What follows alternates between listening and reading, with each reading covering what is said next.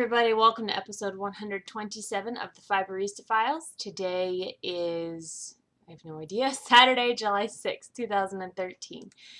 Today is a day late. My husband is home on the mill's shutdown, which is the first 2 weeks of July. They shut down every year.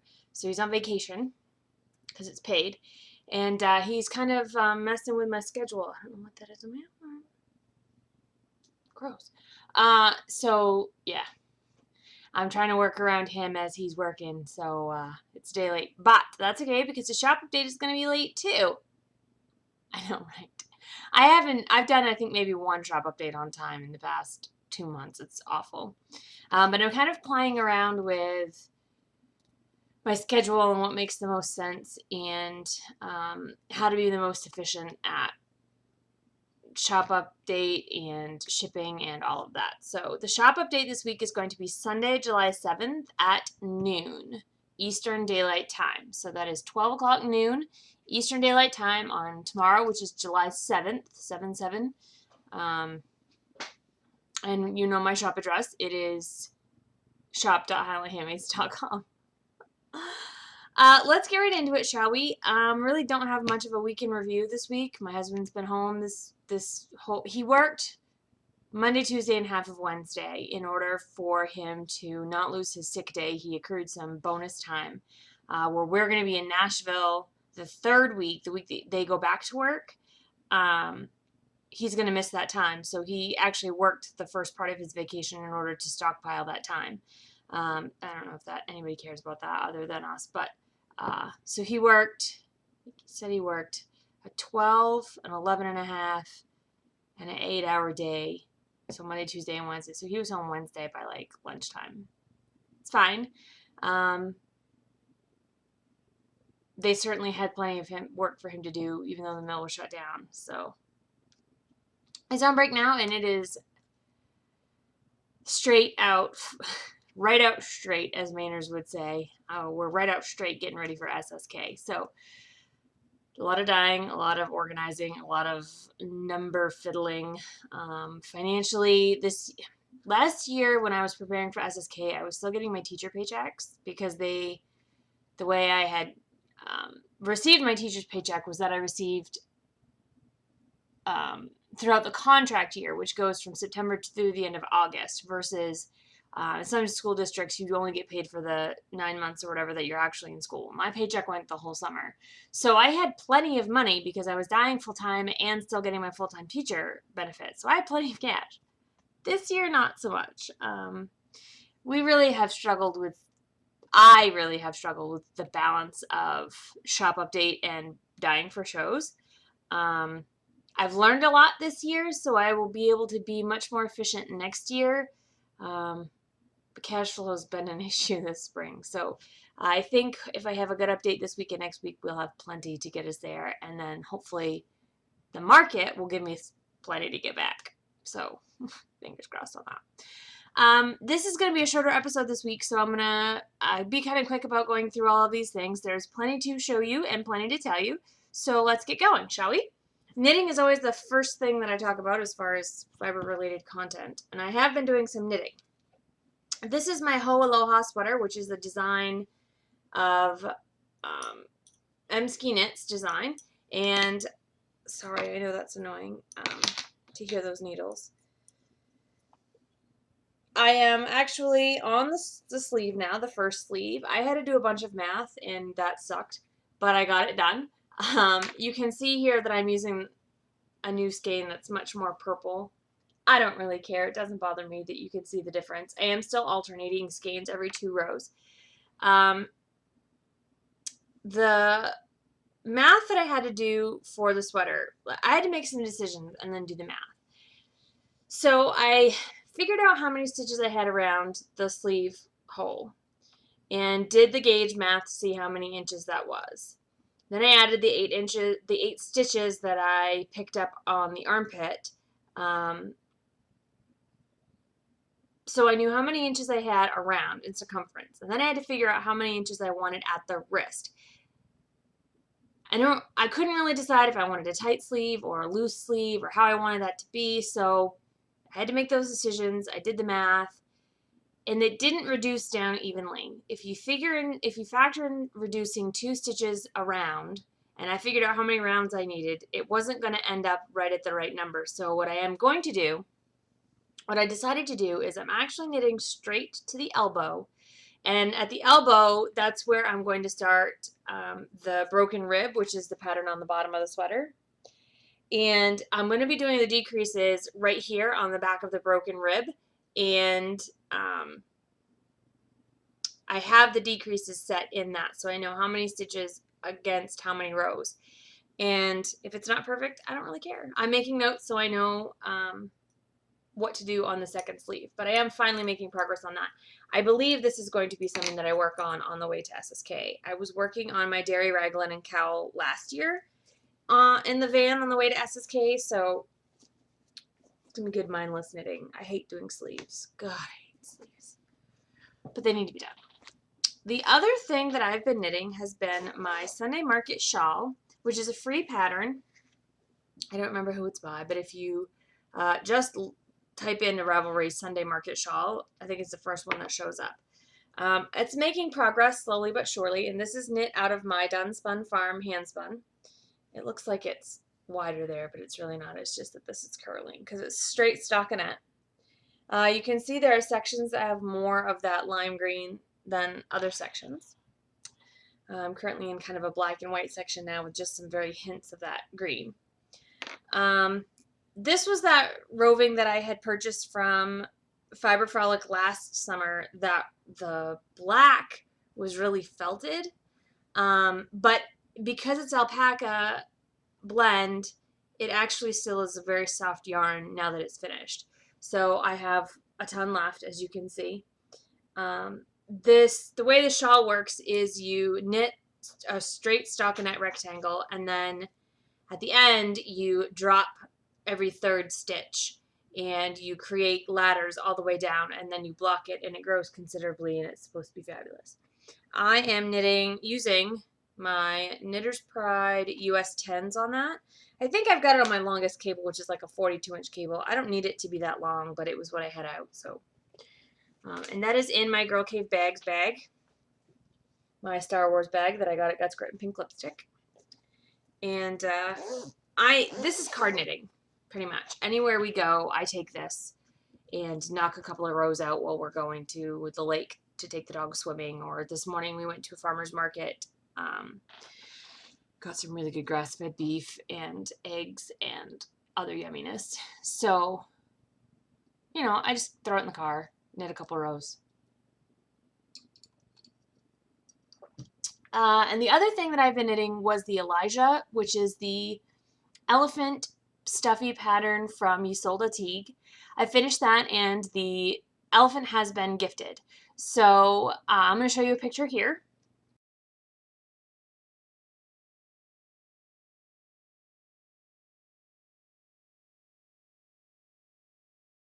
And that was the picture of Elijah. I knit that out of Highland Handmaid's Black Ash Worsted in the Chevrons colorway.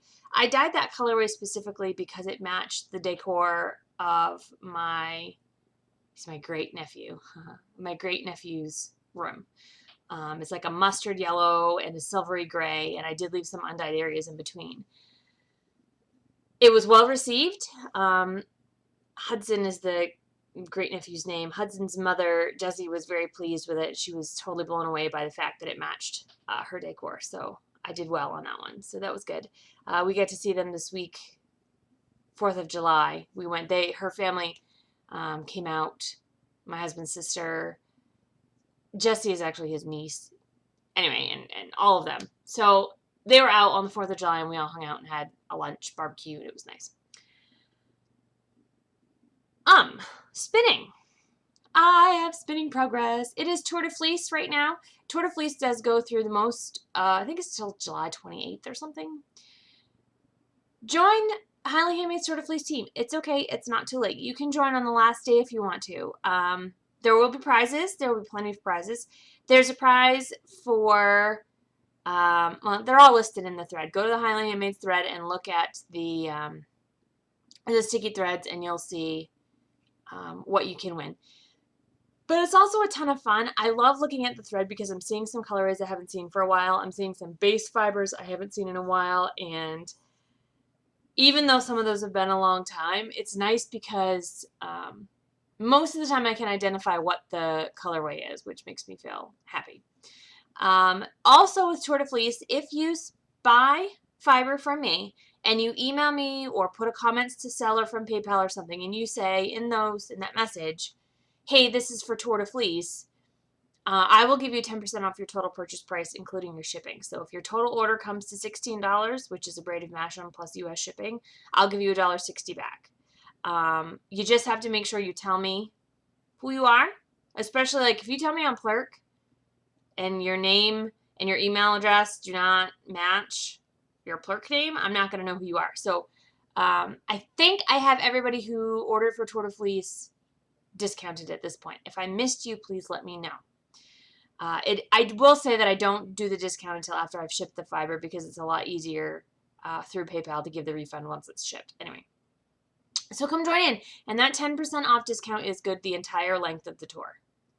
Okay? So you should definitely do that. I have been spinning. I'm not spinning Highland Handmaids because it's my company. I'd rather sell it than keep it for myself. So I've been spinning just stuff that I've had on my wheel, trying to get some stuff finished up, some deep stash. I've been having a really good time. You're going to hear a button click because I'm going to put on the autofocus so that I can hold some stuff up close to the camera. This is the first thing that I've been working on, what I've been working on the whole tour. This is Wonder Why Alpaca's Alpaca Roving. I'll show you the tag in just a second. You can see that is a very full bobbin. This is 4 ounces on a bobbin. I have a Kromsky Minstrel, so this is a Kromsky bobbin. It's spun very, very fine. I don't know if I could even show you just how fine it is. It got a little uneven there towards the end because I was really fighting my wheel. I'll talk about that more in a minute. But it's quite thin. It's quite fine. And this was a lot of fun to spin. Now, the fiber is it's from Wonder Why Alpaca Farm, LLC. It is Surrey Alpaca Roving, 70% Surrey Alpaca, 20% Merino, and 10% Tussa Silk. And it's in a lime colorway, but I think it looks like pistachios, doesn't it? Like the green and the brown. And there's little pops of undyed silk in it. It's really nice. I won this at Guts Grit and Pink Lipstick. And Katie of Knitting on the Fly podcast has been talking about how much she loves spinning alpaca on the wheel. So I thought I'd try it. Now, the problem I ran into is that my wheel is 4 or 5 now, and I've had the same drive band that whole time, and it's the drive band that came with the wheel, which is this hemp cord. Now, I don't know if you can see, but the cord is starting, you can't see that, it's really frayed, and it's actually just about ready to die. Probably every 5 minutes, I had to tighten the tension on the maiden. There's a corkscrew in there that raises or lowers the bobbin thing. I know you spinners know what I'm talking about, and if you're not a spinner, you really don't care.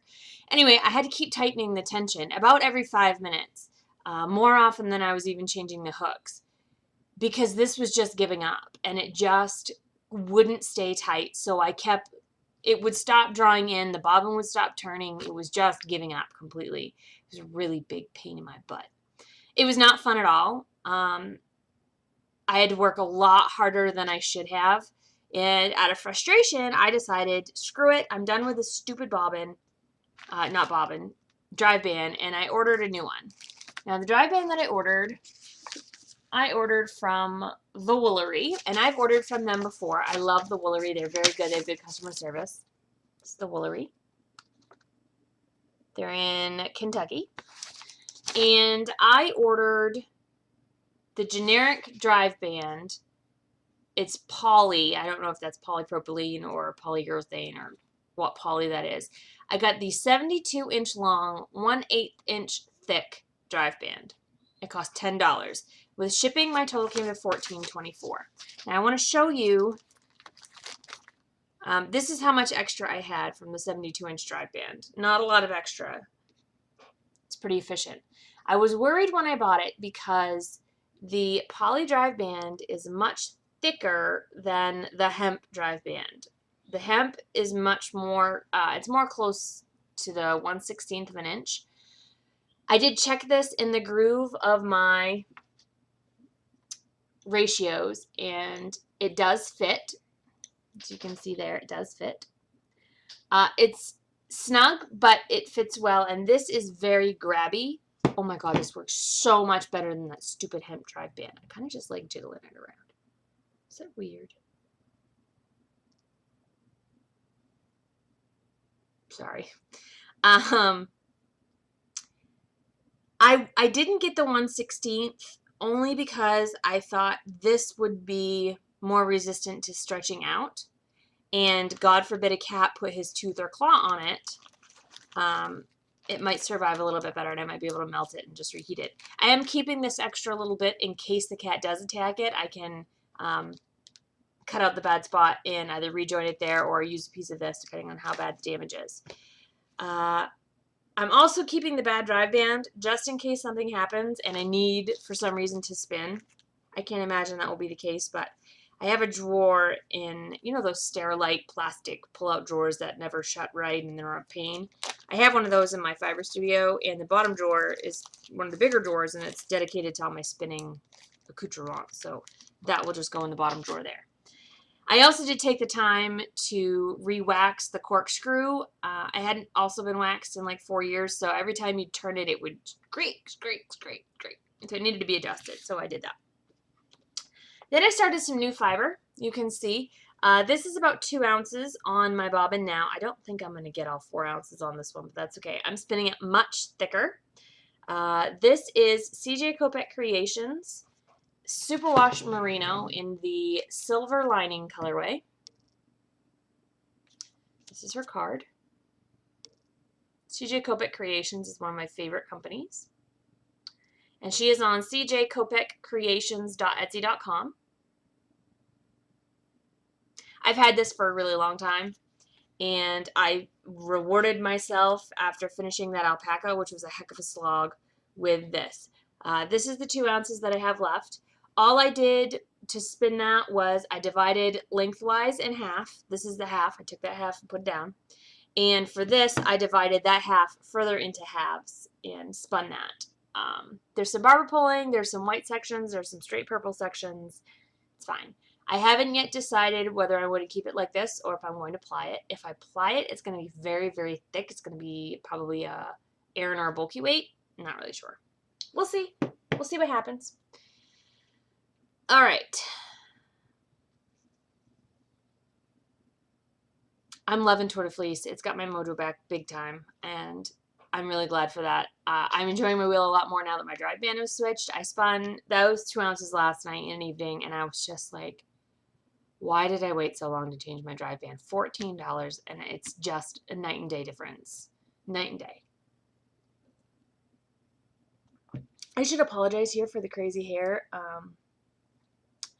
We're in the heat of summer here in Maine, which doesn't mean heat, it means humidity. It's probably 85 degrees today and 85% humidity with a dew point probably in the mid-60s. It's very sticky air mass. The sun actually isn't out today. It's been overcast all day, but it's just so sticky. Like it's just gross. There's no breeze. It's disgusting. That's summer in Maine, especially in the mountains. On the coast, you have this lovely onshore breeze, which cools everything. And no, not here. There's no onshore breeze here. It just sucks. Okay, dye pots. I'm going to go get my dye pot stuff, and I'll be right back. All right, the stuff that I'm going to show you that is going into the shop for the shop update is almost everything. I do have a few more skeins of the white ash worsted going up. White ash worsted doesn't sell terribly well online, so I doubt there are many of you who are going to be gnashing your teeth that you can't see. Yes. So, shop update tomorrow at noon. I'm going to have some sock yarn. Now, I'm going to have a lot more sock yarn next week, so if you don't see anything here, it's okay. There will be more coming. This first skein of sock yarn is called Manly Men. It is a deep teal, a nice, rich, warm brown, and a dark gray. And this is a new colorway. It is also represented on some fiber that I will show you in a minute. This one is called One Step Closer, also a new colorway. It starts in bright orange, goes into a brick red, then to a dark gray, into a light blue, and then into that same deep teal. This is called One Step Closer. This is an oldie but a goodie. It is old appliances, something that you guys tend to really enjoy buying. So I'm going to keep that. You keep buying it, I'll keep dyeing it. It is a brick red, a sort of a piney green, and a toasted almond brown. This one is, it's Dead Man's Fingers, but it didn't take as darkly on this one as it usually does. It's a little bit lighter. It's sort of, I don't want to say a one-off, but it's a little bit different than you're used to seeing if you're used to seeing Dead Man's Fingers. Let's see if I can hold that up. It is bronze and sort of grayish greens. You can see there's a couple of, there's a little bit of flecking in it, but it's quite light.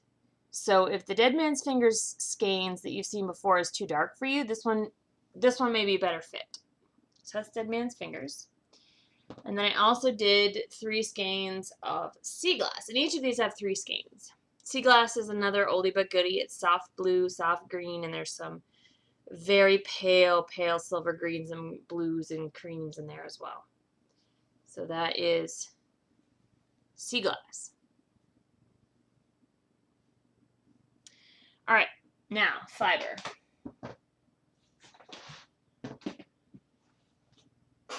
Just gonna put that on my lap. Trying to keep everything off the floor because the amount of dog hair is ridiculous. All right, the first fiber I'm going to show you is a fiber Highland Handmaids has not had in a very long time, probably about a year. This is actually a fiber I enjoy a lot, but for one reason or the other, it just hasn't been in the shop. But this is Superwash Merino Bamboo and Nylon. It's the same fiber base as my Silver Maple Sock Yarn, which makes this fiber a wonderful fiber to spin for socks. This particular colorway is Naomi Grace. It's a little bit less vibrant than you're seeing on the screen, but not by much. It is bright orange, hot pink, and the two combine in areas to make this a coral color. Put it back here. Now, see, it's just going to be that bright on the screen. Sorry. It is quite bright. And I think you'll be able to see, like if I showed you right here, those streaks, the streaky bits of the bamboo that doesn't take the dye, also adds a lot of shine to the fiber. That color right there is much more accurate. So I have 3 Naomi Grace. This is Acadia, which is a silvery green, a lot of undyed areas for blending, a very pale gray, and there's little teeny hints and pops of a baby pink and a baby blue. The pink is supposed to remind one of the pink halicites in Lucerne Granite, which is only found in our specific geographical location. And the pale blue is the sky that you can see through the trees as you're driving through the Park Trail Road and stuff like that. Acadia is my favorite place to go in Maine. Plum Crumble, which you guys have seen before. Deep plum, pale cream, peach, sand, all kinds of good stuff. 3 of those. In Search of Dragons, which is in a gold, sort of an aged bronze. It's kind of like antique brass. An antique brass and a clear turquoise blue with undyed areas for blending. And Among the Shadows, which is a kettle-dyed colorway of a deep blue and a deep teal. So it's blue, but with green undertones and stuff. And you can really see the streaks of bamboo in this one. This one is gorgeous. I mean, I like them all, but I really love this one. And then the only other one I have that I haven't showed you guys is Greenwood, if I can get it. There it is. Greenwood is a good gender-neutral one. It's green, silver, brown, with a couple of undyed areas in between for blending, again with the bamboo. That's Greenwood. All right, Now, I also have a bunch of superwash merino, 100% superwash merino. I'm sorry I keep bending out of frame, but that doesn't bug you, does it? This is the last of the superwash merino that I have for right now. It took me quite a while to dye all this up. Most of these are kettle dyes, which means if you buy all 3 braids, there may be individual differences in between the braids. Some get more saturated than others. Some have more undyed areas than others. They're not as consistent as when I dye in the pan. But just so you know that, we got. The first one is Goldfinch. It is bright yellows, that antique brass again, and cream. Zippity Day. You know, zippity doodah, zippity day. I got a bluebird on my shoulder. It's bluebird blue. It has that buttery yellow and some undyed areas for blending.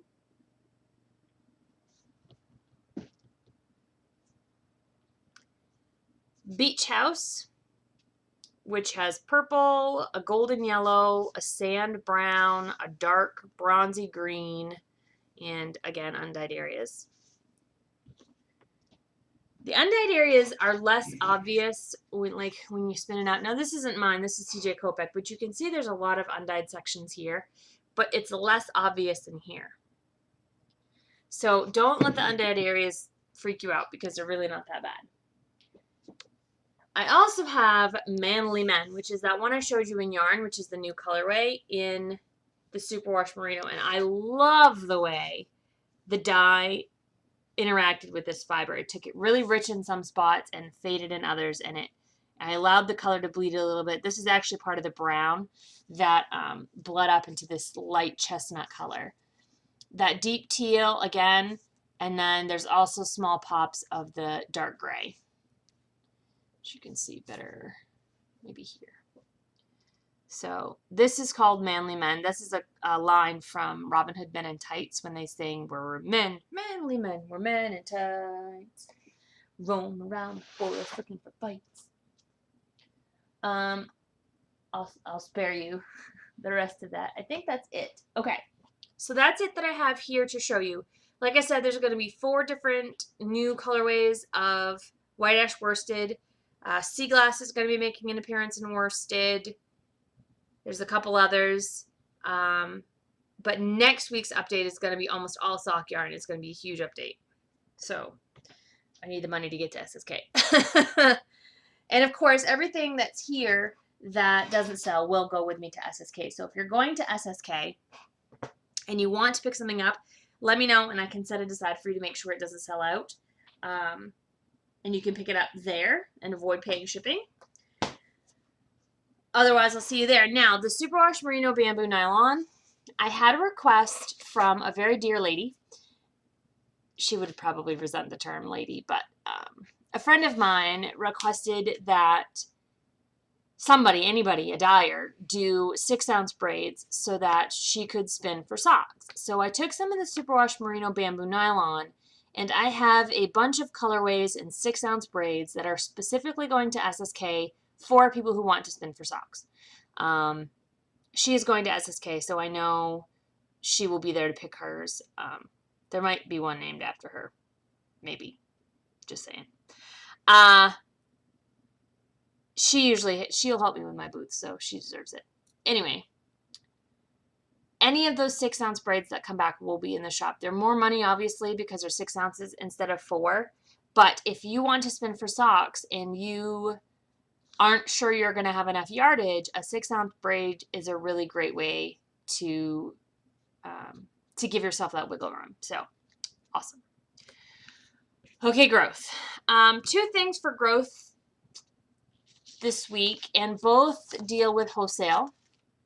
I stopped at the Yarn Barn, which is a new yarn shop in Bangor, and spoke with the owner, Robin. Now, she had originally said that she wanted to order from me back in April. And I didn't hear from her, and I didn't hear from her. And so I thought I'd stop by when I was in Bangor last week to just sort of touch base and be present and see where she was with that. Now, she had said that she had looked for some fibers for me, and she had a hard time with the site. Understandable, because the site is always empty because you guys shop me out of all the good stuff. So I told her that if she wanted, to do a wholesale order, that if she was okay with it, that we just set a dollar amount and I would give her everything I could for that dollar amount, and I'd pick the colorways and make sure I had a broad selection of colors and ranges and stuff like that. And she agreed. So as soon as I get back from SSK, I'll be going back down to visit her, and we will set the terms and all that and get that going. So hopefully very soon my stuff will be in a yarn shop in Bangor. Now, as we were talking, Robin, the owner of Yarn Barn, said, "Have you been over to One Lupin? Because you really should go." And I said, "One Lupin?" And she said, "Yeah. One Lupin is another yarn shop in Bangor. It's in kind of an inconvenient location. It's sort of downtown, but sort of not. But you got to kind of go in this weird place, and it's really difficult to give directions to, but it isn't terribly hard to get to." So I put the address in my phone, and I did turn by turn to get there. And the store is called One Lupin Fiber Arts, and Jody is the owner. And One Lupin is really a multifaceted store. They have finished projects. She does wet felting on like shawls, and she has her own yarn line, but she also sells yarn from main companies like Peace and Dun Roving, stuff like that. She also has Maine fleece that she processes there at the shop. Upstairs is a lot of Maine artisan stuff. She's got jewelry, shush Briggs. She has jewelry and you know, knickknacks and doodads and stuff like that. So she and I hit it off very well. She's awesome, and she's like me in that she appreciates the Maineness of things.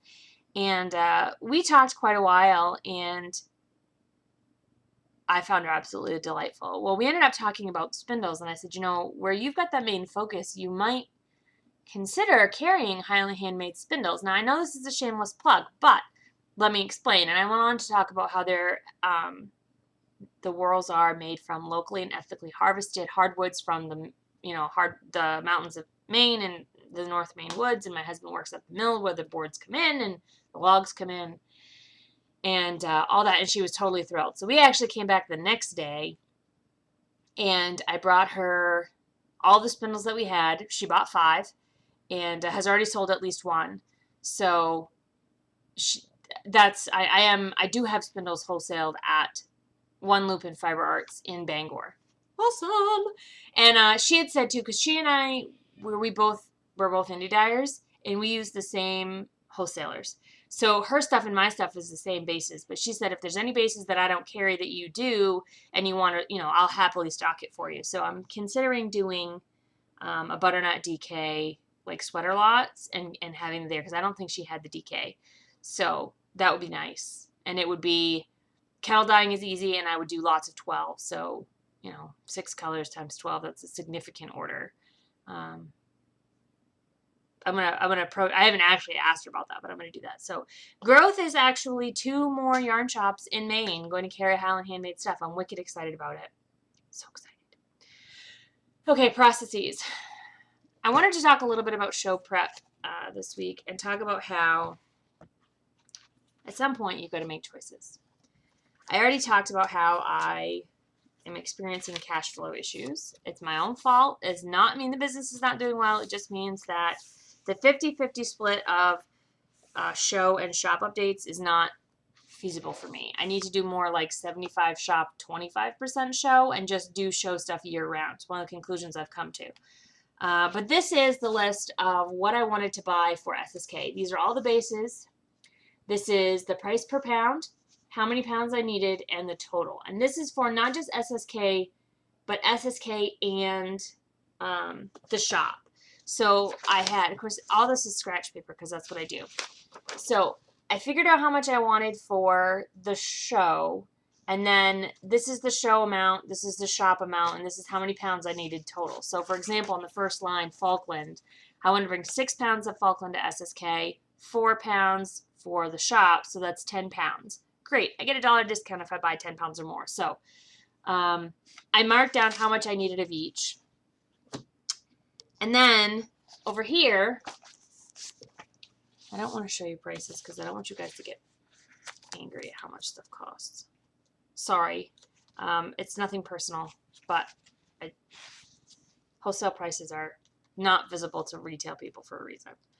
And I don't want to out anybody. So these are the bases. Falkland, Masham, Mixed BFL, Polworth, blah, blah, blah. The check marks are the ones that I've ordered and when I've ordered it. So, like, I ordered Masham on June 6th, and I ordered Falkland on June 13th. You'll see that there are things that have not been ordered. Those ended up being the choices that I had to make. If I had, for example, $1,000 to make an order, I ordered as much of this stuff that I could for $1,000, factoring in shipping, of course. Sometimes that means making choices that you're not happy with. I did not order any mixed BFL. I did not order any superwash BFL. I do have some mixed BFL in stock. I also have not ordered lace weight or silver maple sock yarn. And I have plenty of black ash worsted, so I opted not to order that. These are things, every one of these things that I don't order kind of makes me sick in my stomach because I feel like I'm missing the opportunity to meet someone's needs if I don't have it in stock. However, the reality of the situation is I need to be able to pay for a hotel room and gas on the way down to Nashville. So it's a constant juggling act. And what I did is once I learned how much I needed for show and shop, I just did as much as I could and spread it out as far as I could to get as many different of these bases as possible. Anything I don't get, I don't get. And it's just going to have to be good enough. I came home from Frolic with about $3,000 worth of inventory, $3,500 worth of inventory that I didn't sell. So I started out with quite a bit of stuff. And I'm adding to it now. I'm going to have much more stuff with me this year than I had at SSK last year. And so that's good. I don't know that it would ever be enough. I don't know that I would ever say, whoa, I've got plenty of stuff to bring with me. Because I always feel like there's more that I could be doing. There's more that I could have. I could have more bats. I could have more, different products, It is what it is, and you've got to just kind of roll with it, fortunately. Okay, that just leaves a review. And I do have a review this week. I'm going to go get the review item, and I'll be right back. The Grabby Hands item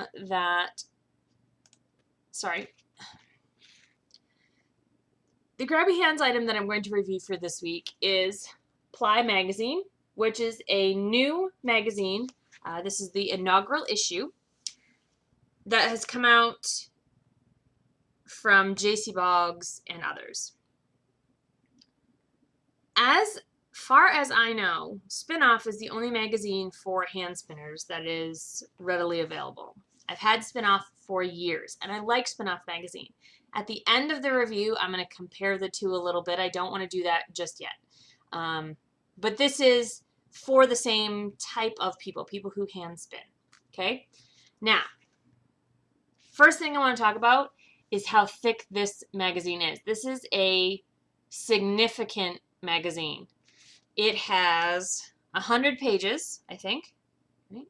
Yes, it has 100 pages, including the covers, and the covers do have information on them too. So realistically, it's like 102 pages. That's a big magazine. I don't even know where to begin. There's so much great stuff about this magazine. The first thing I want to talk about, I guess, is the ads. Now, J.C. Boggs is the editor-in-chief of this magazine. She is a spinning instructor. In fact, she's going to be teaching a class at SSK that I'm going to. And she has been known for doing DVDs and things like that. She is a spinner. She started a Kickstarter campaign to fund this magazine, and it was very well funded and really did an awesome job. And this magazine is the result of that. One of the things that J.C. Boggs has said over and over again is that she wanted not only the ads to be mostly indie and small companies, but also she wanted the ads to be no more than 12% of the total magazine. I'm looking for ads. If you look at any knitting magazine, you'll know that they are usually chock-a-block full of ads. it is difficult to see ads in these magazines. I'm not kidding you. It's tough. Now there are some in here. I'm trying to get to the page of, okay. In the very back, this starts on page 96. These are the 1/12 size ads. You can see there's 12 ads per page. These ads are only $75. Totally affordable to most indie businesses. And most of these are indie businesses. I'm just going to show you some here. Like most of these I haven't heard of. Bats in the Belfry, thepaintedtiger.com, Happy Fuzzy Yarn. I don't know any of these companies. I'm really actually thankful for the ads because I'm going to be able to find stuff that I haven't seen before. Latin Mix Machina I have seen before. I ordered a Lord of the Rings inspired bat from them I got for Christmas. That's about it. Now the other ads in here are generally in between articles. So this is the end of the article, and on the next page, this is 3 ads. You've got Loop, Copper Corgi, and Spinning Mermaid Fibers. Okay, so it's 3. You turn the page, and it starts a new article. So they're not in the middle of the, like, this is the article. You're not getting interrupted in the story, the article, the new whatever, by ads. So here's the next pages. There's no ads there. This is the end of the article. Look, they've even moved on without putting an ad in between. So for that benefit alone, I think it's worth paying a little bit more for this magazine. The subscription is $36 a year. That's not cheap. Totally worth every penny and more. Absolutely. I really love that about this magazine. The other thing that I really love, and this maybe doesn't make a huge deal to a lot of people, but there are definitely people I think who will appreciate the fact that this is a large text, a large print book. This is an article called Why Ply, the inside scoop about our new magazine. Now, Jillian Moreno, who is on the editorial board of this magazine, is the one who does Nitty Spin. She's kind of a big deal. She actually, she's very nice. I've emailed with her. You can't tell because I have nothing to compare the size of the font to, but it's nice and large.